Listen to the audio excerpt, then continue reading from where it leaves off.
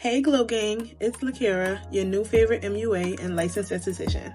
Today we're going to be doing a tutorial on this brown smoky eye with a pop. So if you're ready, let's get started.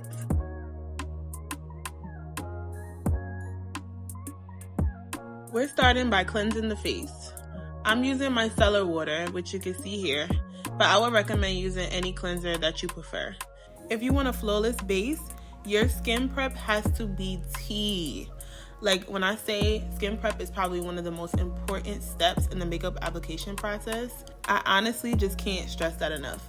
I would say me going to esthetician school is what allowed me to be better with this, because girl, after I went to esthetician school and actually learned how to properly prep the skin and the fundamentals of skin, my application has never been better. We're now going in with some hyaluronic acid from The Ordinary. I would honestly say I use hyaluronic acid on almost all of my clients.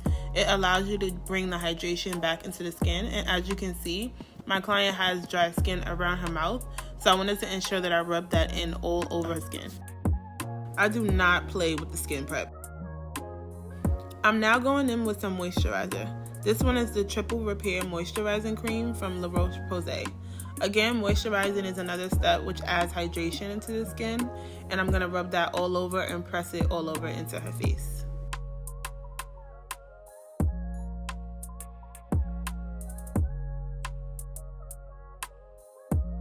I know this seems excessive because I'm really dragging it with the skin prep, but honestly, if you see the difference between when she first started and how moisturized her face looks right now, you can visually see why skin prep is so important.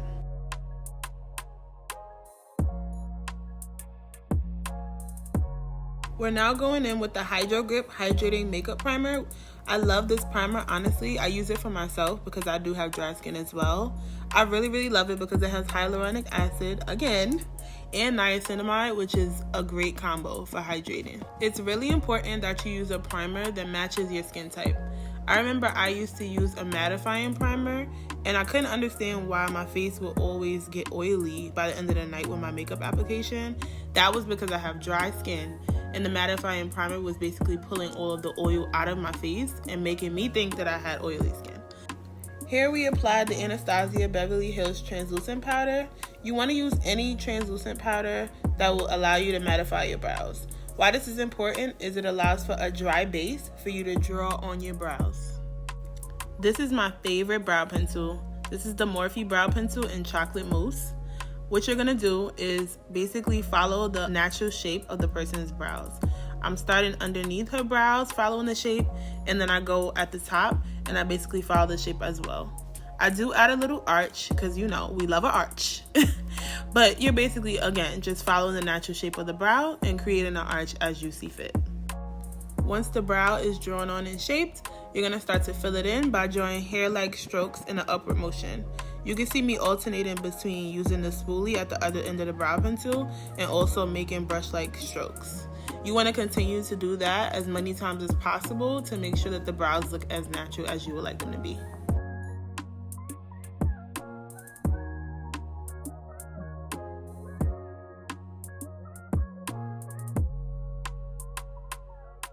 When shading in your brows, you also want to ensure that you're not pressing too hard on the brows. You don't want them to be super dark.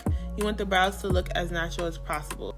If the brow pencil is breaking, girl, you pressing too hard. Moving on to concealing the brows. The first step is to hold your breath. No, seriously, like, you need these brows to be as concise and as precise as you can possibly get them. You're going to need 2 concealers, one that is about 2 shades lighter than your complexion and the other that is closer to the complexion of your skin. I'm using the Tarte Shape Tape in Deep and Rich Sand. I started with Deep and I concealed the bottom of her brow by following the shape that I created with the brow pencil. I then dragged the concealer down onto the lid and I used a brush to buff out the color. You want to try to get your brows to match each other as evenly as possible. So I like to start the concealer on the other brow by dragging it as close as possible to the brow that I already completed. I then go into the arch of the brow and then start to conceal as I did already.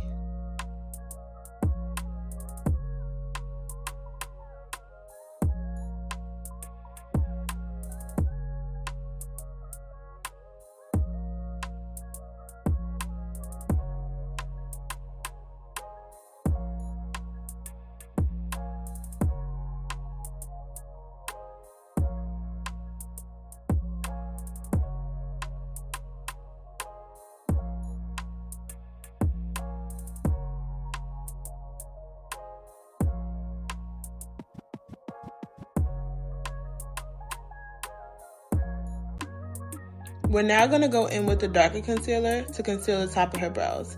I like to brush a little bit of the concealer off of my brush by swiping it above the brow. It's really important that you make sure that you don't have too much product on the brush because it will then get stuck in the brows and that just becomes chaos. This is also your opportunity to ensure that your brows are as sharp and as pointy at the ends as possible. If you made a mistake with your brow pencil, you made them too thick, this is your chance to shape them up and make them as clean as you want them to be.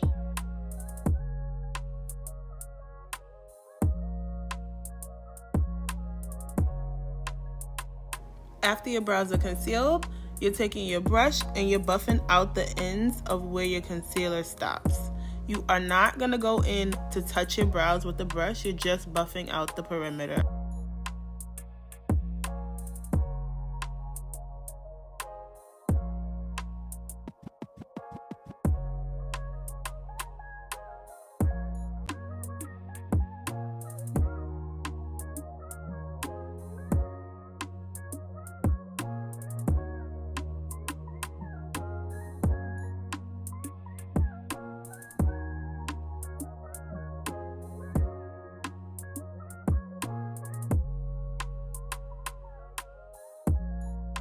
I like to take this time to take my buffing brush and go in the middle of my brows to make sure that I separate them.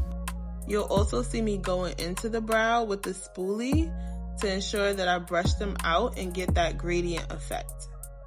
I probably do this step 1,000 times. Spoolie, brush, spoolie, buffing brush, spoolie, buffing brush. I just like to make sure that my brows look as natural as possible. Because this is not 2013 and we're not doing boxy brows. No, ma'am.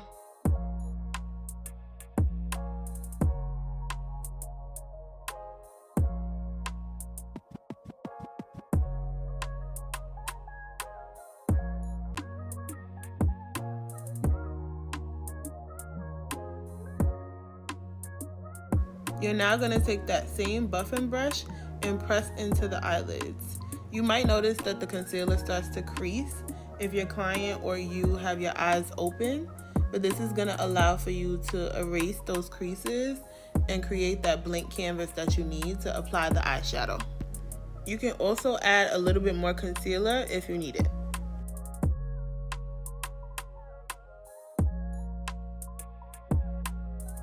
We're now going in with Kunafa from Huda Beauty to set the lids. You could also use primer. I used to use primer a lot, but I honestly started using setting powder because it's just quicker and it works the same way. I'm sorry, let me specify. You can use eyeshadow primer. Girl, don't be going and using the primer that you use on your face because that's not it. Okay, moving on to eyeshadow. For this eyeshadow, you're going to take any brown shadow of your choice. Don't overthink the shadow. We're using one color. This is actually a bronzer from Morphe. The goal is to give you something that will give you a good color payoff. Now to apply it, we're going to take the shadow and press it into the lid. I don't want you to swipe. I know it looks like I'm swiping, but I'm actually pressing the shadow into the lid and creating like a little arch. As you can see, I'm continuing to add color as I go along so that I could build the color up. Again, you don't want to swipe. You want to just place the shadow on the lid and pat it out. That'll give you the best color payoff. You also don't want to bring the shadow too high up to your brow bone. Notice that there's space that I left between the brow and the actual shadow. I will say eyeshadow placement is something that you just learn over time. You literally just have to practice it to get it.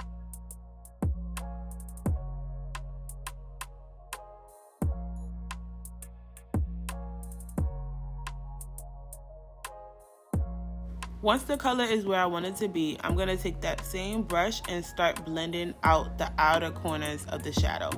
This is when you start to swipe. The goal here is to blend out the ends of the shadow so that it looks as seamless as possible.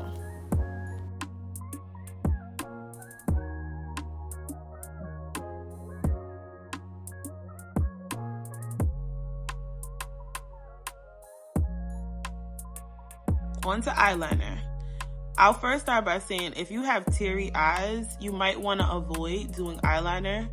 An alternative can be just using black eyeshadow underneath your eye.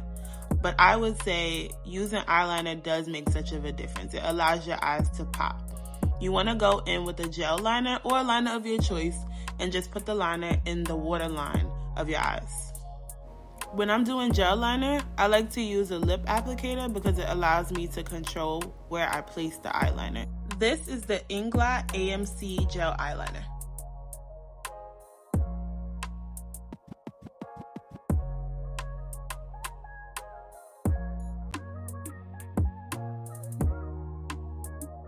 Gel liner can also get messy, so I like to take a clean applicator and clean up the spots where I may have gotten out of line.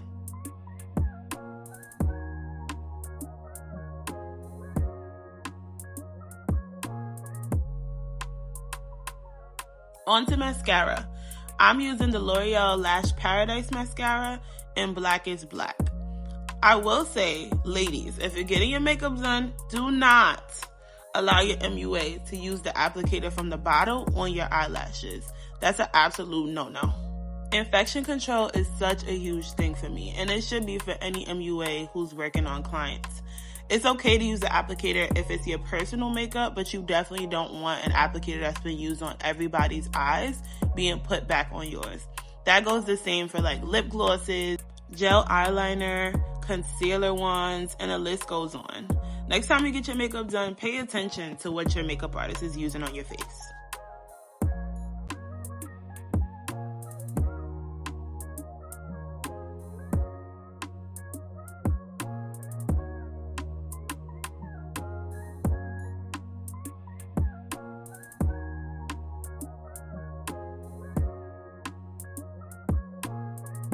On to foundation. I'm using the NARS Natural Radiant Foundation, which is one of my faves. I'm not gonna lie, y'all, I cannot remember what shade I used, but I know I did mix 2 different darker shades to get the shade for my model. Shade matching is really, really hard, or it can be hard. The best tip I can give is that you're gonna be matching the foundation to the chest of the person. I've been doing makeup for many years, and I'll be honest, sometimes I really do struggle still with finding the right shade for a client. But one thing's for sure is that if it doesn't work, I'm gonna make sure that I try to fix it to the best of my ability. Different people have different methods of shade matching. I like to sometimes swipe the color or different colors on the side of my client's face, but you do whatever works for you. To apply the foundation, I like to swipe the foundation all over the face before I actually press it in. This allows me to ensure that all spots where I want the foundation are covered.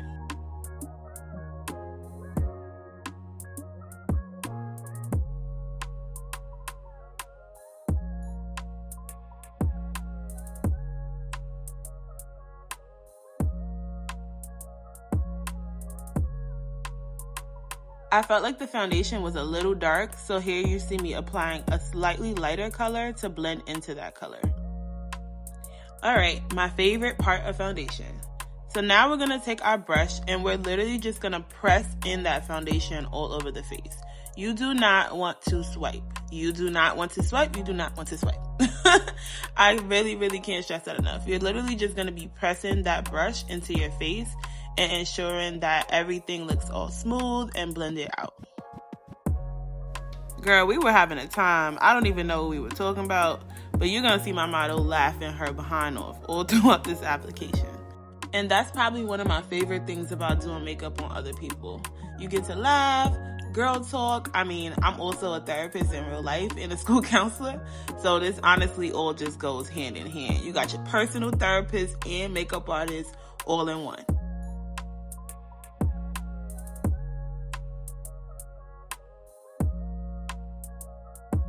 You'll also notice that I go in with a smaller brush around the nose because sometimes I feel like the big foundation brush makes it hard to get into the crevices and blend them out.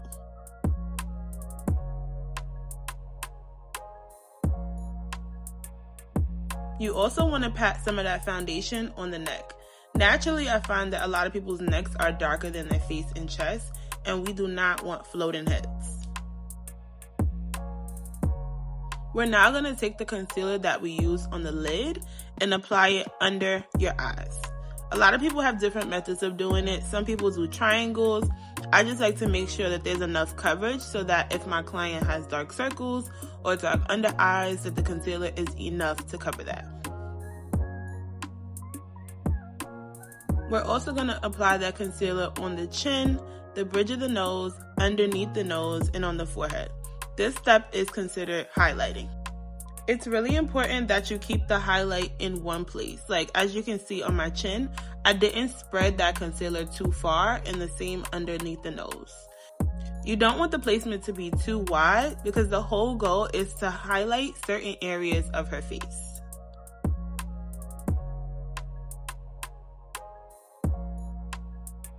I also like to go in at the top of my brows to use this concealer shade to carve out my brows again. Sometimes I find that with all the makeup application, the concealer, the powder, the foundation, the shape of the brow gets lost. So I like to curve out at least the top and the beginning of the brow again so that it's more redefined.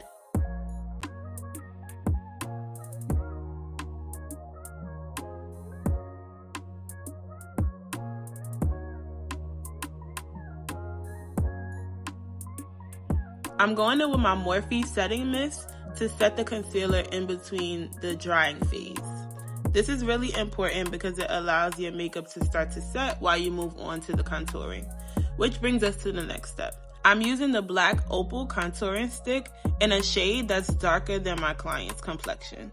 I like to put it on the forehead, on the jawline sometimes, and also on the cheekbones to make sure that I'm beginning that contouring and allowing her features to pop. Here you see me going on the bridge of her nose or on the sides of her nose to allow that shape of the nose to start to be created. This step will allow you to determine how thick or thin you want that contour to be or how snatched you want that nose to be. So it really is up to you. I like to have a happy medium between being thick and thin. I'm taking a brush and I'm now blending out that contour wherever I placed it.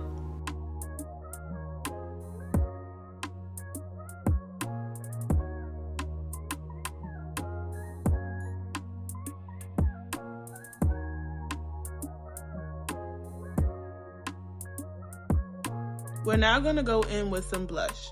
I'm using the shade Berry Well in the e.l.f. Camo Liquid Blush. I want to apply this on the cheekbones of my client, and I like to ask them to smile so that I can apply it in the right position.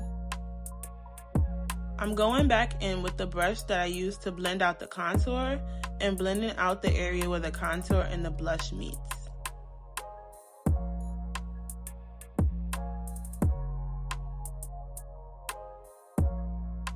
Once that's done, you can take the same brush to blend the blush towards the ear.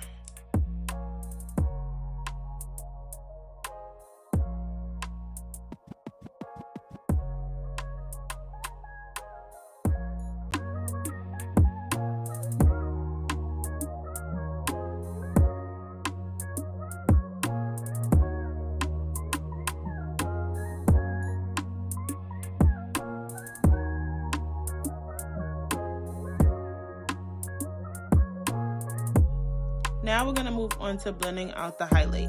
You want to take a smaller brush and blend out all the areas where you place the highlight. Once you get to the under eye, you want to blend out the area where the blush and the under eye meet. Be sure to blend in place. I want you to remember what we spoke about earlier with keeping the placement in one area of the face.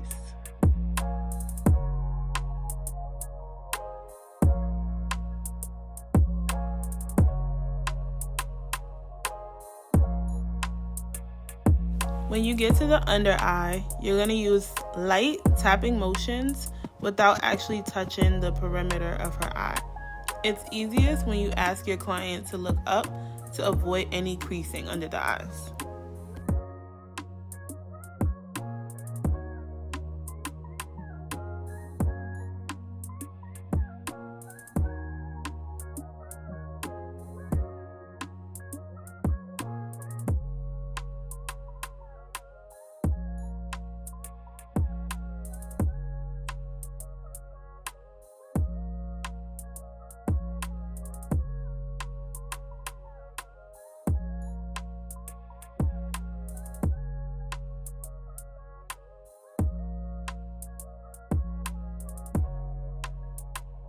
This step is optional, but sometimes I go in with a concealer that's a little bit lighter than the one I use under the eye to highlight and brighten up the corners of her eyes. It really all depends on your personal makeup style and what you like. I'm going to add a little bit more setting powder, and then we're going to move on to blending out the highlight and the contour. You're going to take the foundation brush that still has a little product on it and blend out any areas where you see the highlight and the foundation or the contour meet. This step is super important because it allows your face to look as seamless and as blended as possible.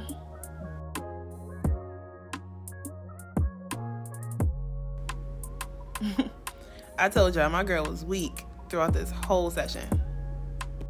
I also gotta apologize in advance because I realized in rewatching this that I did block her in some portions of the video.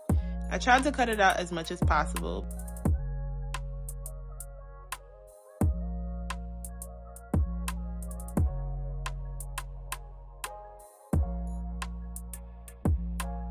Okay, moving on to setting the under eye. So I like to take a powder puff and use that same setting powder that I used on the eyelid earlier to set under her eye. For darker skin clients, I like to use a powder that is yellow in tone because I find that it really helps to brighten up the under eye. Little fun fact, powder puffs are actually not reusable at all by New York State regulations. So even though I really love using this, when I do use it, it is single use. So I like to give the powder puff to the client after, or I'll just throw it away. I'm using that powder puff to go in any area where I highlighted. So that would be the nose, the chin, right under the nose, and also on the forehead. Sometimes I also like to set underneath the contour because it allows the contour to pop even more.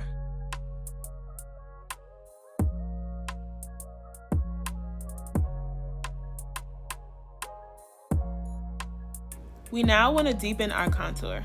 I'm using the Juvia's Place bronzer palette in Deep Dark. This is where we set any areas where we place the cream contour.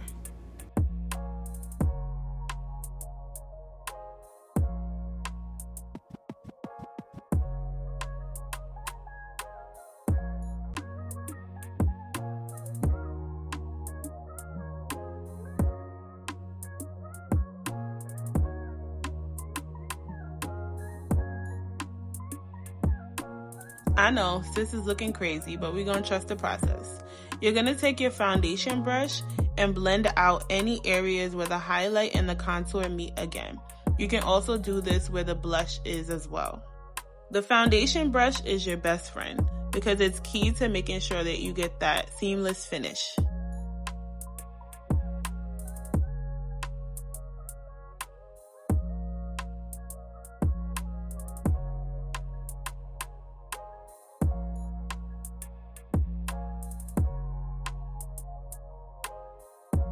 We're taking a smaller brush and blending the sides of the nose.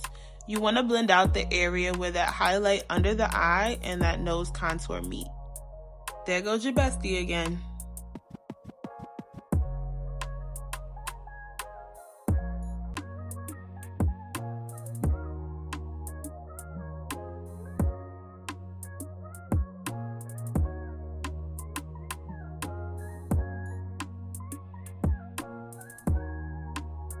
Now for the pop. Of course, if you're just wanting to do a natural brown smoky eye, this is optional. But since we're doing a brown smoky eye with a pop, I'm taking a white eyeshadow from the Believe Beauty palette and I'm adding it in the corners of her eyes.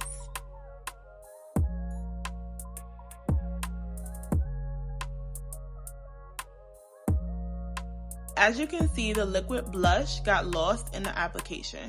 So I'm taking my Marina Beauty powder blush in the number Sweet Brown, and I'm applying that where the liquid blush was.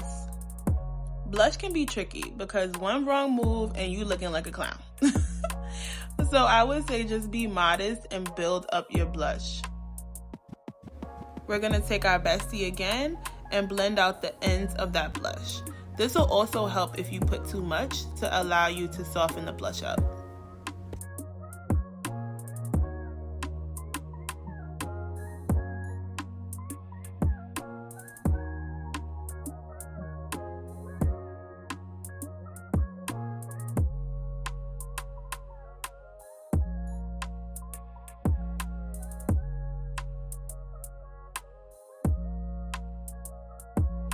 Moving on to lashes. I like to call my lashes womps. So moving on to womps. I'm taking the Duo Lash Glue in the green tube and I'm applying that to her lash line with the disposable. This is exactly what I mean by no lash applicators on the face. Lashes were applied off camera because you guessed it, I blocked the whole process. I'll make sure to do a more in-depth application and video on how to apply lashes in a later video. These lashes are from my lash line, the High Class Luxury Lash Line.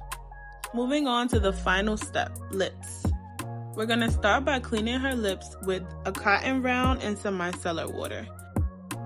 We're going in with the best lip liner God has ever made, and that's the Morphe Trendsetter lip liner. I honestly don't think they sell this anymore. If they do, it's not the same formula. So I'm so sorry that you guys probably won't have access to it. But we're going to take any brown liner and line the perimeter of her lips. I just love the features on a black girl. We have such good full lips and it makes the application so much easier.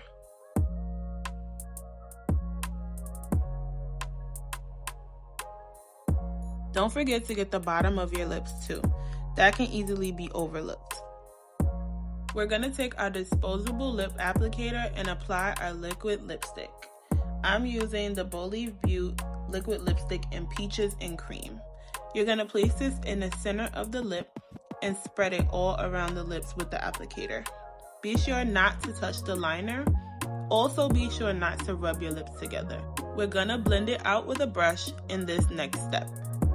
Taking the brush, you're going to find the area where the liquid lipstick and the liner meet and brush out the area to blend it out. It may take some time to get it exactly how you want it, so keep blending until it's to your liking.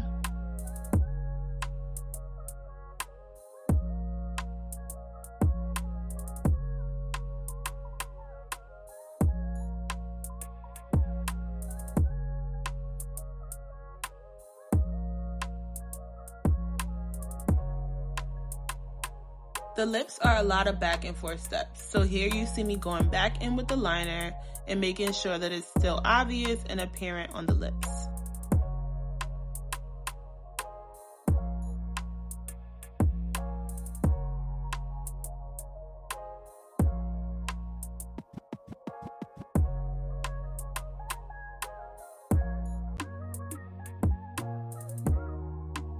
The final step of the lips is adding clear lip gloss. I'm using the Black Radiance Clear Lip Gloss, which is honestly super affordable and really good quality, so I definitely recommend it. Apply this gloss all over the lips.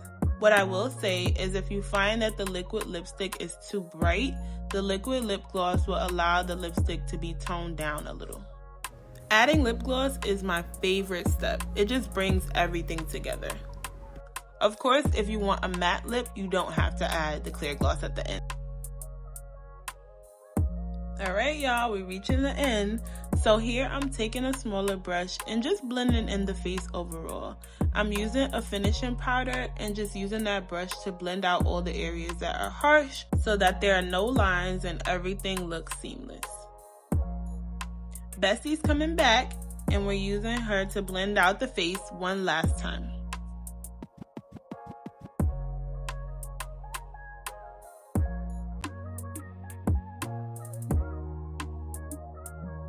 I also like to do this step, which is optional. I like to take the eyeshadow that I use on the lid and go underneath the eyes. It just allows the eyes to pop and it brings everything together.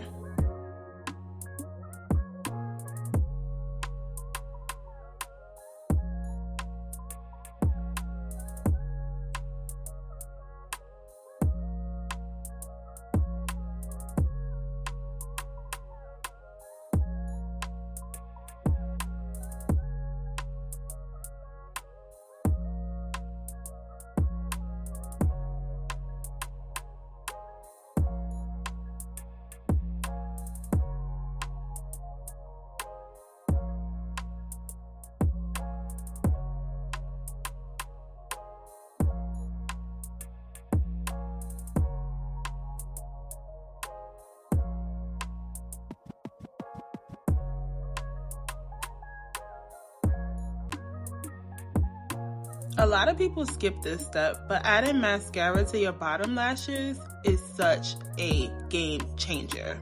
You have to. You absolutely have to add mascara to your bottom lashes because it just, I don't know, you just have to see. Like, just do it. Just do it. You don't even need a reason. Just do it.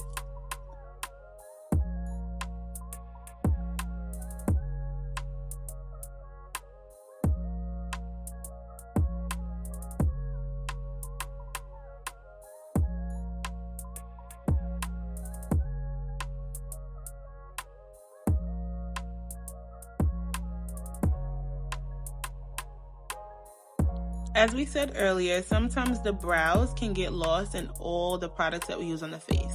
So I'm just drawing the brows back in.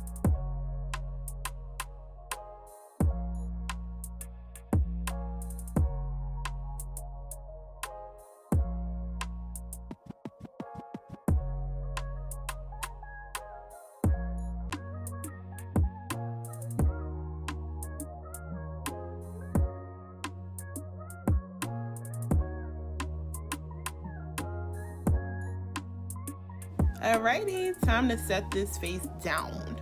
We're going to spray one more spray of the Morphe setting spray, and then we're going to go in with the one size spray. Y'all, do not be modest with this spray. Spray your face. You want your face to last all day, and the key is really in spraying your setting spray. I also like to blend in between each spray.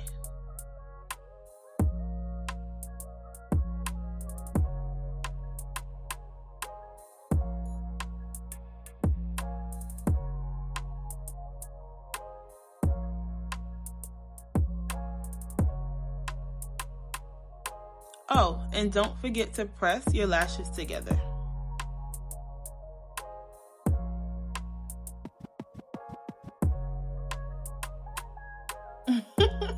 Yeah, feel yourself. My girl said she is not one of them, and I felt that.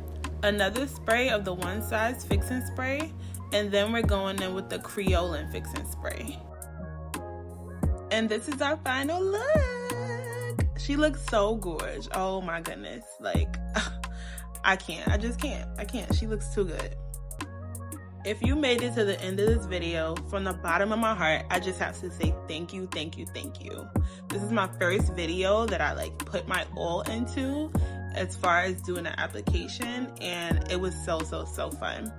Be sure to stay tuned, subscribe, like, comment what you liked about this look, and come back for more. See ya!